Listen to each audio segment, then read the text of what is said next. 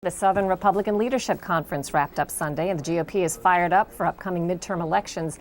Sarah Palin was the crowd favorite, and Mitt Romney, who was a no-show, won the straw poll.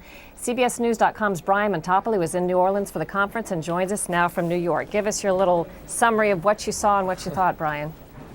Well, we saw a lot. It's sort of the curtain call, as they say, 2 years out before the election, where people start to look at who they might want to support in 2012. This year was a little different. The two people who have already laid a groundwork for a presidential run and really seem to be on the path, both Romney and Pawlenty, didn't show up. Romney decided to continue his book tour, and Pawlenty sent in a video, but he stayed back to welcome some troops home. That's not to say there wasn't action. Palin gave a speech that was incredibly well received by the crowd, but I think with Palin we actually saw an interesting moment where perhaps she is turning into something more of an icon or a mascot for the Republican Party, someone everyone loves, but isn't necessarily looking at as a candidate, more as a sort of rallying point. Well, that may have been exemplified by the straw poll results. To make sure I got this right, you keep me honest on this. Mitt Romney won, but only by one vote. Sarah Palin came in a distant fourth. What does that tell you about Romney? Just one vote. There is no front runner that's far and above the star of this party right now? I mean, if there's a front runner right now, it's Romney, but it is very early. And keep in mind, these straw polls can be easily manipulated. Ron Paul came in second, who has a very passionate fan base, but who probably isn't going to be the Republican nominee for president. Both Romney and Paul had supporters there who had spent money to bring in conference attendees and therefore straw poll voters. Now, Romney got what he wanted out of this, or rather Romney's supporters got what they wanted out of this, which was the headlines that said Romney wins straw poll. But Romney, he's got some problems right now, chief among them the health care bill that is so reviled by Republicans and which shares a lot with the bill he signed into law as the Republican governor of Massachusetts. As you look around and see what's going on there, are there any new faces or faces we don't hear a lot about that you think could emerge, and why?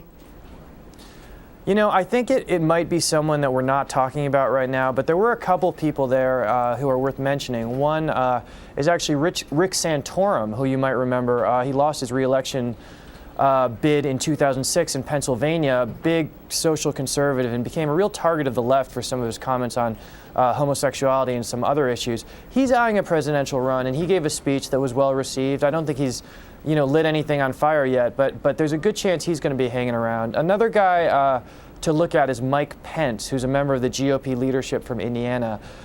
Gave a really nice speech, I thought, and won over the crowd. I think when you see him on TV, you see a soundbite, he maybe comes across a little wooden, but giving his speech and given a little time to sort of flex his rhetorical muscles, he did a nice job, and I think the conservative activists here liked him quite a bit. Yeah, big anti-earmarker. How unified is the Tea Party and the Republican Party? And do you get the sense that the Republican Party is still trying to figure out how to try to use that to their advantage and not their disadvantage? You know, one interesting thing at the conference was there was one questioner who said, "I'm not a Republican, I'm a Tea Party member." Got huge applause from the crowd. And keep in mind, this is meant to be a Republican sort of establishment conference. So, I think everybody wants to be a Tea Partier right now. And the question for the Republicans is how they make sure that translates into votes for them and doesn't split their party too much. In our final moments, tell us what the status is of RNC Chairman Michael Steele, who has been controversial. Remind us a little bit about that and what you think his short-term future holds. It's hard to know where to start with Michael Steele. Most recently was the, I guess I can't help but say, bondage-themed nightclub expense scandal. He's also had a number of issues in the past. There's a lot of skepticism towards him. I don't think Steele's job is in trouble right now just because the Republicans do not want the distraction of having to remove the chairman, particularly the fact that he's a high-profile African-American.